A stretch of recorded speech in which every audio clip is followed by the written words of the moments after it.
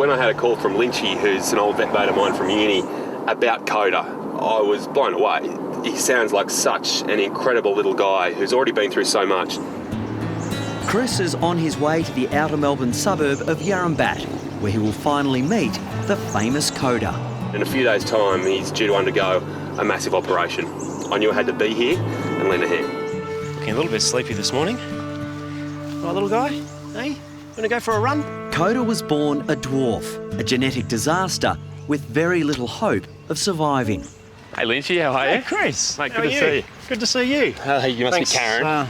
Hi, nice Hello. to meet Vet nurse Karen Stevenson stepped in to stop him being put down. You are even smaller than I thought. you. Just seemed like such a tragedy to end his life after only a few short weeks. He deserves a chance to be happy, and if we can make that happen, then it's worth every cent. What's that? Is it a smile? I think he's taken to you, Chris. He's very special. He's very special. He's amazing. Yeah. Can I actually have a good look at it, how he gets around? Is that all right? Of course, yeah. He actually gets around all right, He does, doesn't he? doesn't he? At only 2 years of age, Koda has already endured several major surgeries. You can see, though, how he limps there, Chris. Yeah. When he was still a baby, the fetlock joint on his left front leg had to be fused to stop it buckling. At last, he could finally stand up and walk. He hasn't stopped running since. Go, go, go! I'd been told stories about Koda, I'd seen photos, I'd seen videos, but when you actually see him, it's a shock. He's tiny. He barely comes up to my knees. I've seen Labradors bigger than Koda.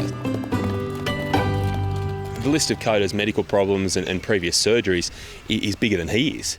Hello, kids come to play. As Koda's reputation grows, so does his fan club. Andrew has invited Chris to their daily visit to a nearby preschool. So, kids, Koda's just going into hospital to have an operation, so you've all got to give him the best wishes. Hey, good boy. With all this talk about operations, it's easy to forget about what Karen and Lynchy have done for Koda. It would have been easy for them to walk away and just have him put to sleep, but no, they stuck with him, they believed in him and made huge sacrifices. Karen's put off her house deposit just so she could be there and pay for all of Koda's treatment. It's pretty amazing. Ready? We'll go too. Come on. It's really good, isn't it? Koda might come in a very small package, but at the same time, he has such a big effect on everyone that he meets, especially kids. He connects with them, they look at him eye to eye, and I think they see something really special. Is that a girl or a boy? It's a boy. But he got doodle. He's got doodle. He does have a doodle, yes. Very, very observant, thank you.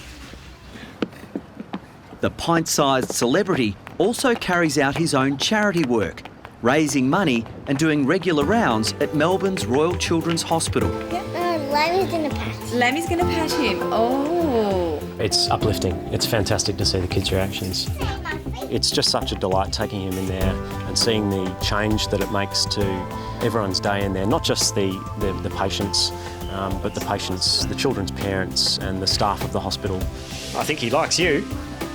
He wants to have a good rub. Pony.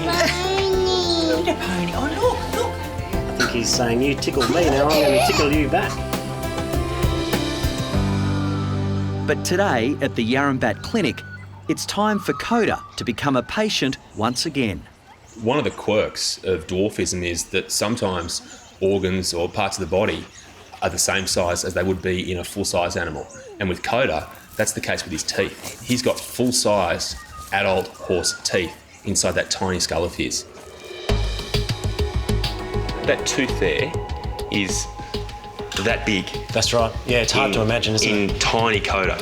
The thing that I find most scary about this X-ray is that it's just a head full of teeth that really obscure him breathing in through his mouth, in through his nose. There's no real clear path for that air to get in or out. For me, that really scares me. Everyone's experienced a toothache, but what Koda must be going through with multiple teeth penetrating into his sinuses, causing a pressure build-up, pressing on his eyes, pressing on his brain, it must be horrific. If we don't do anything about this soon, then it will kill him. Hey, little man, you gonna be brave for your surgery? The risky operation to remove the teeth is scheduled in 3 days. This will be Koda's biggest test.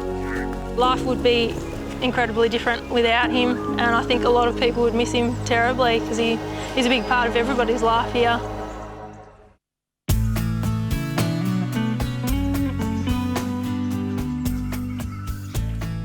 Inside the Yarrambat Clinic, Australia's smallest horse is busy raiding the staff lunches. Oh, Koda. Koda, you can't eat that. That's someone's lunch. Koda's happily unaware he will soon have to undergo major surgery to remove the massive teeth that are shutting off his air supply. It'd be nice to actually give something back to him, really make a difference to his life, remove that source of pain, remove that pressure, and actually make him happy again. Today's tracheostomy is step one of the risky procedure. By putting this tracheostomy tube into his windpipe and allowing him to breathe through it, we then free up space for the surgeons to go into his mouth, go into his sinuses and work their magic. Without that, there's just no way for him to breathe under anaesthetic. For me, it's amazing that he's actually got this far. There's two really large arteries, two really large veins and a really important nerve that are right next to where we need to be making this cut, so that's always going to be the biggest concern.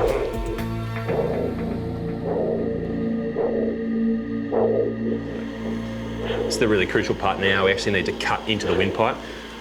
Then we place this tube in that space and hopefully that's going to be the job done. Nice job. And we're in. That now becomes essentially his new airway, his new way to breathe. All right, man, I'm happy. That's great. Perfect. Just going to drop me down in there. There you go, buddy.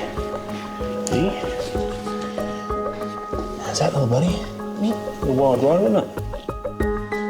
Hold him up so he's sort of in a sitting position. Okay. Whoop. No, he's going to stand. To clear out any blood from the tracheostomy tube, Chris needs to give Koda a good shake. But the little horse has had enough.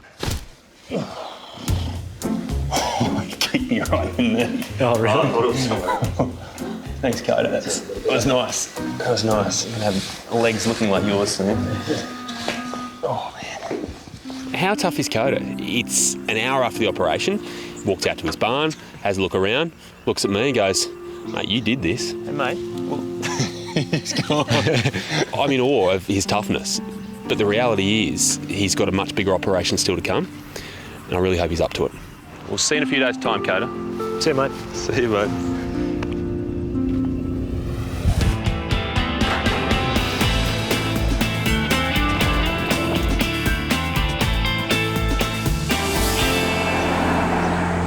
Koda's very good this morning.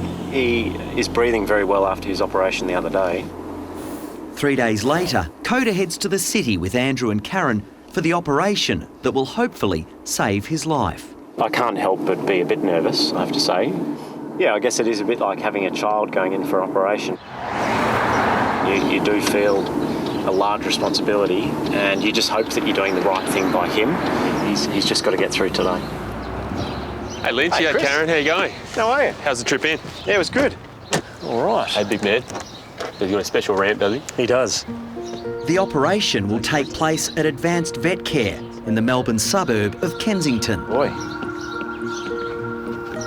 It's quite something. Yeah. You are very special, ain't you? It's a big day for you, isn't it? Mm-hmm. Cool, buddy.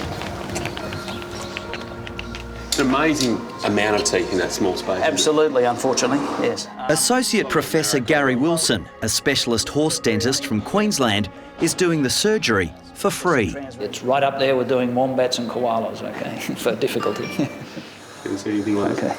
No, this is definitely a first for me. Associate Professor Andrew Heggie, an oral and facial surgeon at Melbourne's Royal Children's Hospital, is another volunteer on this elite surgical team. Well, I've been drawn into it because of the problems of the dwarf miniature pony and some of the problems related to the jaws and the teeth. Koda visits from time to time and the children's eyes nearly pop out of their heads when they see him pottering by. This miniature horse that's actually alive and not a mechanical sort of device. And I think we want to keep him in good health for as long as we can for obvious reasons. If we can't access the tooth properly, or the tooth breaks in the process, we'll probably go to surgery. Initially, we'll start by splitting the mouth on both sides. If that doesn't work, we'll then go to what's called a buccotomy, where we'll raise a flap off the side of the tooth and try and take it out sideways. Okay, and if that doesn't work, we'll then go in through the sinus, which means we drill a hole in his head and go in that way. The carried here, there might potentially be some drilling going on through Koda's skull. That's going to be a pretty tough thing for her to swallow. The potential for catastrophe is great. One slip the wrong way or an anaesthetic complication and things could go disastrously bad.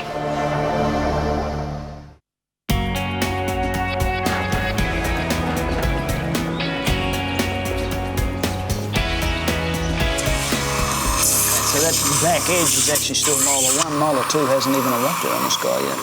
Koda's complex operation to save his life has begun.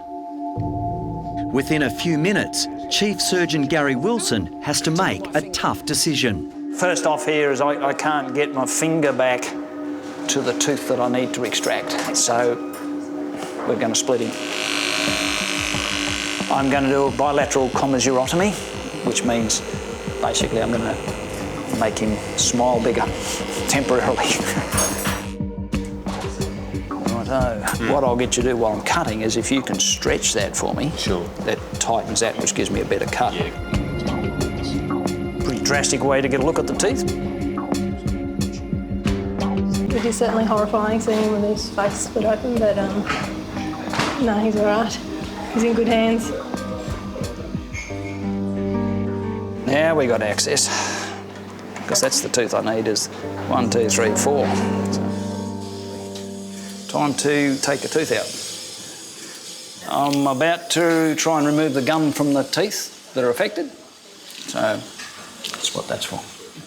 The first molar on the top jaw on both sides has to come out. At the moment, we're just trying to make a bit of space around the tooth we want to remove. Everything is just so jam-packed up there that really space is golden. And when using these instruments, just to try lever around a bit of room, and hopefully once you've done that, you're going to be able to start working that tooth out. The surgical team has now reached the critical moment. If any of Koda's teeth break off, Gary will have to drill in through the skull. The hardest thing here is just getting your patience, because this is a really delicate yet forceful procedure at the same time. It's a bizarre mixture of strength and patience. I can actually now move this tooth a little bit with my finger. All right, let's try a lift. Oh, that's tight. Whoa, Junior. We've now got it about 1 inch out of the socket, but the problem is this tooth is up to 4 inches long. To actually get it out inside the mouth is quite a task, because it just won't fit to come out. So really trying to suck it back in, isn't it? You can hear that vacuum in. Go, baby, go. Uh-oh. Oh, crap. Crap. Change of pressure? We've just hit a little stumbling block in that we've raised the tooth out of the socket enough that unfortunately it's hitting the other teeth on the other side and it needs to come up along. I've got to somehow get it past these teeth on the other side, and I'm not too sure how we're going to do that yet.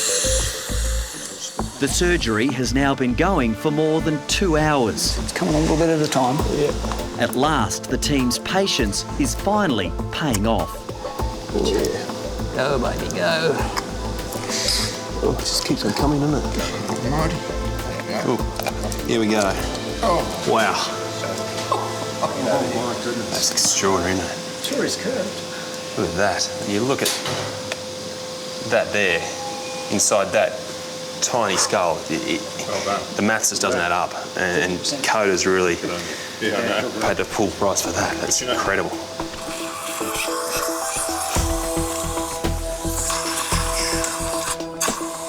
This is the first tooth cleaned up. It's just absurdly large. And this is enough to put the tooth fairy into liquidation. It's ridiculous. After another 30 minutes, the second tooth is ready for extraction. Well done. Here we go. Oh, Jeez, well done. it's a boy. That's it there. Done. Well done, team. No, mate, well done you. That was extraordinary. Great stuff. Very happy, yes. Yeah, no, all's gone swimmingly well.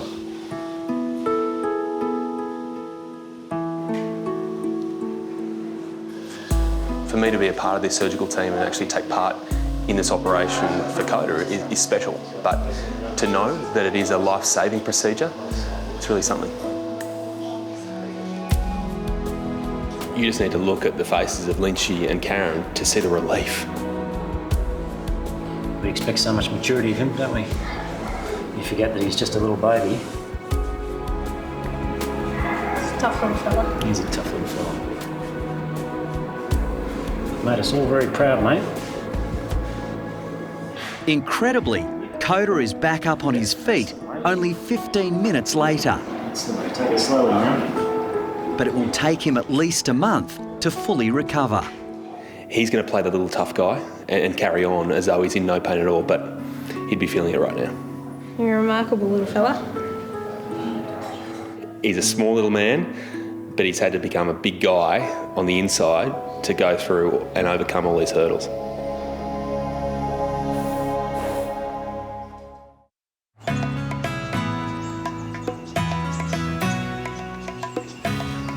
How's the patient this morning? He's doing really well. Yeah. He's got a little bit of swelling in his cheeks. Yep. But his appetite's back, and we're really pleased with how he's going. Next day, Chris meets up with Andrew and Karen to check on Koda. Oh, look at you. How you doing? You okay? Good. Check is there. No tooth under there, so tooth fairy's obviously big. Tooth fairy's big. Yep. After his surgical ordeal, Koda is living up to his reputation as the Iron Horse. He looks like someone that's had their wisdom teeth out, doesn't he? He does, yeah. He's got that real chipmunk look about his cheeks. Yeah. I've got to say, I mean, you look at what he went through with that operation yesterday, it was quite a forceful procedure, but true to Koda's nature, he bounces back, shakes it off, and away he goes. You're back on track now, aren't you? Nothing's going to stop you. More food? Literally within an hour of the surgery, he was looking around for food, doing his old normal things, you know, sort of bumping up against us, wanting a scratch, being his old normal self. And I was just absolutely chuffed to see that. He's got a lot of character, Koda. The dwarf horse, who is not meant to live longer than 6 months, will now be around for many more years. Koda, just slow down, buddy. A lot of kids look at Koda and they want one. He's a very cute little pet. Koda is not an ideal pet at all. I wouldn't encourage anyone to take on a pet like Koda unless they are specifically able to deal with the many health problems that his condition entails. Knock, knock. Only 6 weeks later, Koda is back on the rounds at Melbourne's Royal Children's Hospital. I think he's very cute and he loves to see people, like to come and visit kids here at the hospital. I think he's nice and soft. Hopefully now the little horse's battle against chronic pain is finally over. He has been through a lot. He has been through significant periods of convalescence where he's had to overcome significant surgeries. So yeah, I think he can probably relate to the experience of being in hospital. I think he can continue doing his good work here, and he obviously brings a smile to all the kids' faces here. It's fantastic to see. So the team's back together and we're hoping to have many good years together.